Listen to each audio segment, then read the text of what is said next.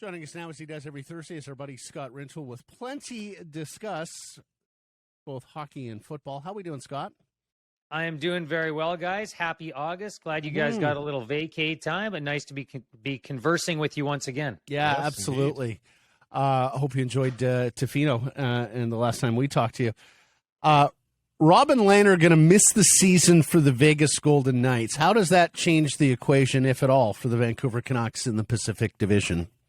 Well, it's funny because I imagine there's an uptick of excitement about that fourth playoff position. Not that LA necessarily has one nailed down, but I think there's a prevalent thought, just given what Vegas has been for most of its existence, that, well, there'll be this bounce back for Vegas. Now, if you look at the roster, you can make an argument that even when completely healthy, Vegas isn't properly constructed anyway, but Vegas is generally in the playoffs. Last year felt like an anomaly. They missed so many games due to injury, and now that injury bug continues to plague them going into next year. Logan Thompson seems like a really good goalie who's been on a good path, and there are plenty who are very optimistic about what he can be for Vegas. But do you want to put all your eggs in the Logan Thompson basket?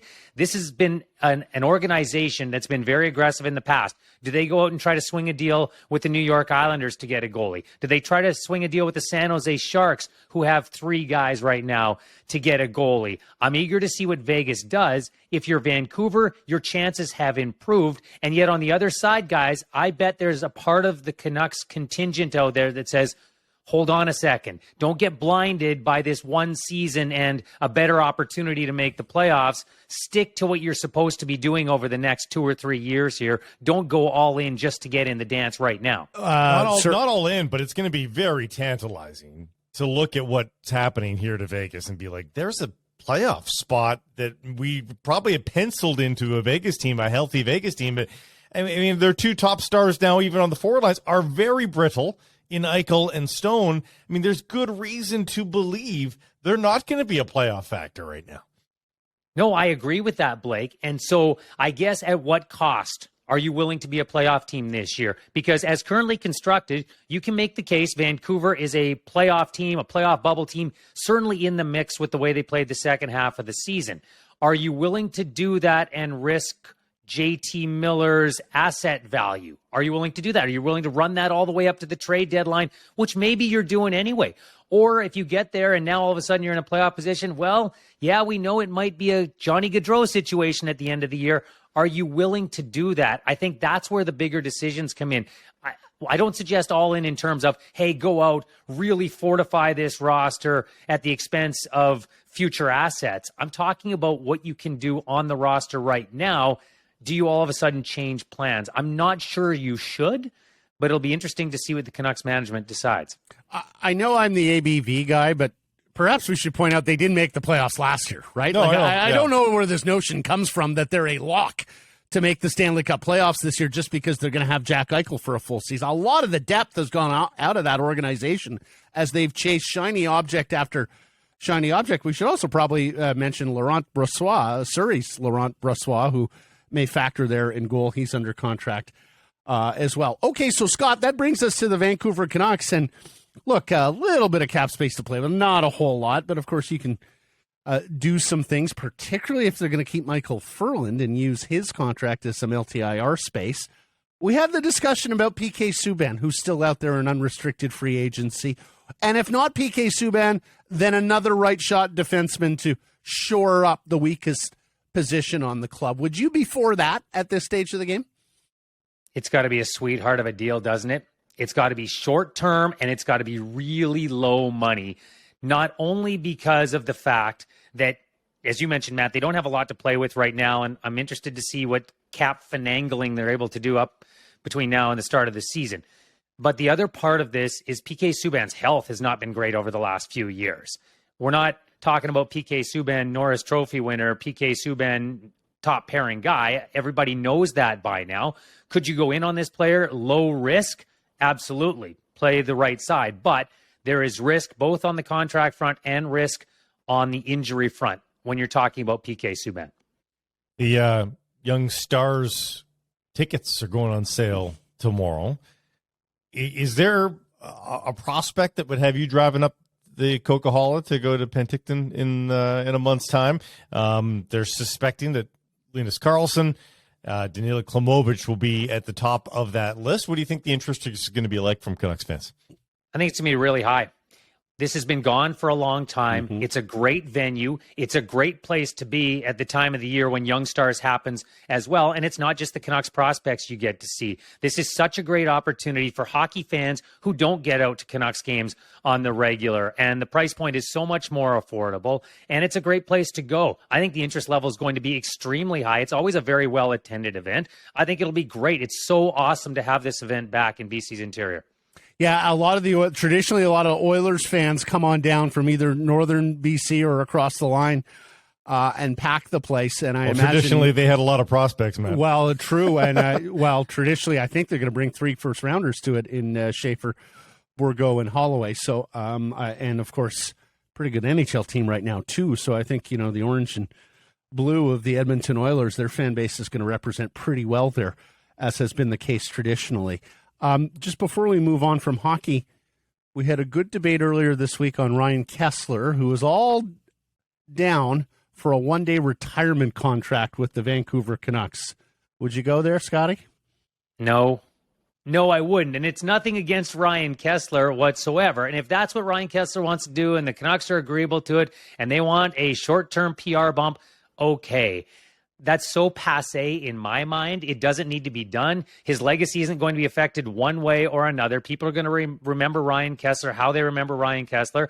And as far as hockey players go in Vancouver, an extremely effective one, and a guy who at the top of his game was a Selke guy and a guy who managed to score a lot more goals than people ever saw coming out of Ohio State. But do they need to sign him to a one-day contract? No, I don't think they need to do that. I would be more for the Canucks involving him in future projects, having him come to Vancouver more often. I'm not saying he needs to be a part of the organization, but if there's an opportunity, that would be great too. But the one-day contract thing, hey, if that's what floats Kessler's boat and the Canucks boat, go ahead and do it, but I'm not big on that. Hey, let's time travel to a year ago, Scotty. It's 1 year ago.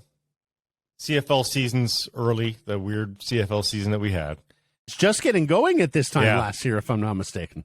I'm telling you that in 1 year's time, the backup quarterback, the Canadian Nathan Rourke, will be 5-1, 6-1 out of the gate, and will be like the far and away leader for most outstanding player. Do you prescribe medication for me?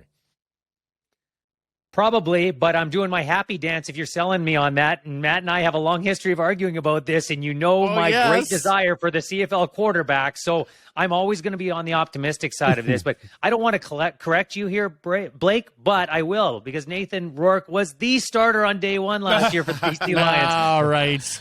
Because Mike Riley couldn't actually start that game. No, you're right. He was the backup. He got forced into action early. And everybody thought, well, this is a pretty good story. He played well, but this is Michael Riley, I should say. It's his team.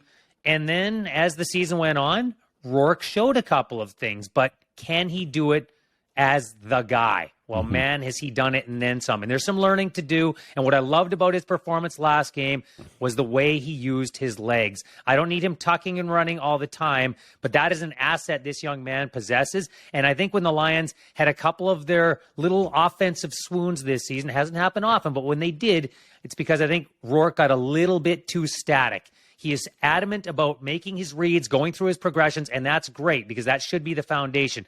But use those legs, young man. The people who play the position, doesn't matter if we're talking NFL or CFL, the best, that's what they do now. That's what Patrick Mahomes does. Go down the list of your top quarterbacks, Josh Allen, whoever. They move when they need to move, and Nathan Rourke needs to incorporate that into his game. But boy, has this been fun to watch. They're 3-point favorites in Calgary on Saturday, Scott, if you can believe that. Like, when was the last time the Lions were favored at McMahon Stadium? It's our Bodog poll question. Well, first of all, I'd like to know, what do you think a win in Calgary would do for the club? Boy, would it do a lot, Matt. To my eye, there have been 2 testers so far on the schedule. With all due respect to the Lions' opponents, there have been 2 testers. They've come out really well on one of them with that big second half against the Rough Riders, and obviously didn't go very well against the Winnipeg Blue Bombers. Calgary is the third tester. And if you look at the Lions' schedule coming up, they play 6 times in the next 7 weeks. They've got a bye there on Labor Day. 3 of the games are against Calgary. 2 of the games are against Saskatchewan. This is the defining stretch of their season as to where they're going to meet out in the West. I think they're better in Saskatchewan. I'm not convinced they're better overall than Calgary. I think they're more exciting than Calgary. I think they can hang offensively right now, but this is going to be a really big test against a really good defense and a really well-coached football club in the Stampeders. And special teams, too. We saw what Winnipeg did to them on special teams. Going to be a big test for the Lions. I'll add some color to that Winnipeg games. Loss, too. I was working sidelines for that one, and I'm coming off. I don't think they'll mind if I mention their names. Bumped into Kelly Bates just outside the room, bumped into Neil McAvoy down the hall. Both of them just kind of shook their heads at me and said, it's a really good football team. You know, there was a real deep respect for Winnipeg and what they're going to do, but I think it was a shot across the bow of that's where you need to be, and I think it was a big learning moment. So I wouldn't be surprised if they look a lot better, win or loss in Calgary. I wouldn't be surprised if they look a lot better than they did versus Winnipeg. Winnipeg sort of is the new Calgary. I mean, they have stockpiled talent at different positions. Like, you look what they're doing with the Canadian tailbacks and the 2 defensive ends and how great they are. So, no, this is this 2-game stretch here, Calgary and Saskatchewan. And then they come home, Scott, which brings us to the Bodog poll question. What would most improve BC Lions attendance? The end of summer, apparently people go away in summer and don't go to football games. More winning, an improved economy, a different venue, or feel free to go off the board. It's one of 2 on your list to me. I will vote for a different venue because it is too big overall for regular season games in the Canadian Football League. It's great for a Western Final or a Grey Cup. It's fantastic for the big game. We all know that. The building, unfortunately, is not going to change anytime soon. So second to me is end of summer. I do think that it is a time of year thing in this province. It's rare to get great attendance in the summer. I'm not going to give sporting fans in BC a complete pass on this. I would hope that in future years, it's something you go, yeah, that'll be part of our summer plans. We'll make it out to a Lions game the same way people say, we're going to get out to a Vancouver Canadians game this summer. But it's one of those 2 to me. The improved economy, I don't think would help whatsoever. The affordability factor is very high for the BC Lions, Vancouver Whitecaps, Vancouver Canadians. We all know that. And as far as more winning, I don't think it's contingent on that anymore. I really don't. It'll help, but I don't think it's as big a factor as people think. They're 6-1. This team is 6-1 and they're most exciting team in the Canadian Football League right now. So it's not about more winning right now for the BC Lions as far as getting more fans in the building. It'll help a little, but that's not the biggest factor. Lastly, Scott, since we last talked to you, you've been crowned a champion. Congratulations to your TSS Rovers, who are BC League One men's division champions. It's an interesting ownership model. Tell us about it, my friend. Well, this is what I love about this club, and this is what I wanted to be a part of as part of the ownership group, community owned. You guys know what community sports mean to me, and I think to you guys as well. And what your show is about is being for the community. That's what this club is about. They wanted to be the first community-owned team in Canada. This happens in Europe. We see it with the Saskatchewan Roughriders in the Canadian Football League, the Green Bay Packers in the National Football League. Well, why not a soccer club in Vancouver? And hopefully the model spreads, because that's really what our sports teams should be. They should be a part of our community, and that's why I wanted to support this club. Congratulations to Willie Cromack and the staff there and getting the job done on the pitch. Games were fun to go to. I love the fans, the Swan Guardians that made their way out there trying to bring back that flavor that the Whitecaps / 86ers had at Swan Guard back in the day. And I'm not sure if you were here during those times, Matt, and never got to see it. But Blake, I know you went to some of those games, and it was fun. Like, it was a vibrant place to be. And it's starting small, but you've got a dedicated group of people who are willing to put a few dollars forward to help out soccer in this community and be a part of something moving forward. I love the plan. Marvelous stuff. And I did see the Caps back in the USL days, Canadian Championships at Swangard, but not going back to the 86ers. Scotty, thanks for this, my friend. You have a wonderful week. We'll catch up next Thursday. Sounds good, guys. Have a great weekend. You too, sir. That's Scott Rintoul, everybody. Joins us on Thursdays. I think, look, I know some people still pine for Empire, and I think he's right in that a more intimate environment might help the Lions, particularly in the regular season. I'll disagree a little bit when he talks about 6-1. 6-1 in the CFL, when you know it's not about how you started, it's about how you finish. I think if they keep winning and really push that record, then you get some. Then, as we've talked about for some time here, you get not just a game, you get an event, and that's when I wonder whether you'd have more of the city, more of the province switched on and heading to BC Place to see the Leos. Like if they were 10-1. Or even 8-1 coming back from this 2-game run. Well, that's what I wonder. Do they have one home date left? I know they face the Bombers here. No, but do they have another home date versus the Bombers? I know they got 2 games left versus the Bombers. I sure hope they're not both in Winnipeg. I hope one of those is at BC Place, because that could end up being fun, right? Like if the Bombers were undefeated at that point and the Lions only had 1 loss at that point. That could be fun. I can't imagine it's back-to-back home games before they play Winnipeg, but still. They host Winnipeg on Saturday, October 15th.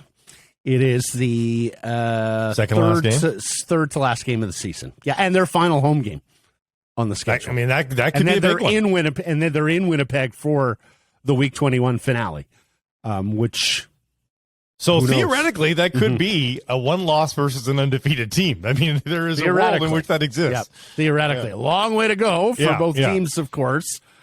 Leos are going to have to go to Toronto. They got to go to Calgary a couple of times here. And, of course, Regina, the home with the Riders a couple of weeks from now. You said Toronto. Toronto doesn't have a team, do they? Yeah, they do. They do. I mention that only because, traveling east sometimes has been an issue for the Leos. So the only team with a winning record in the CFL East, the Toronto Argonauts, that's right. 4-3. That's second place. That's right. A tie for second place at 2-6. But as you know, like CFL teams change a fair bit over the course of the year. So that game's in October. Like if the Argonauts are a little healthier, I think that's a stiffer test than what it looks like now.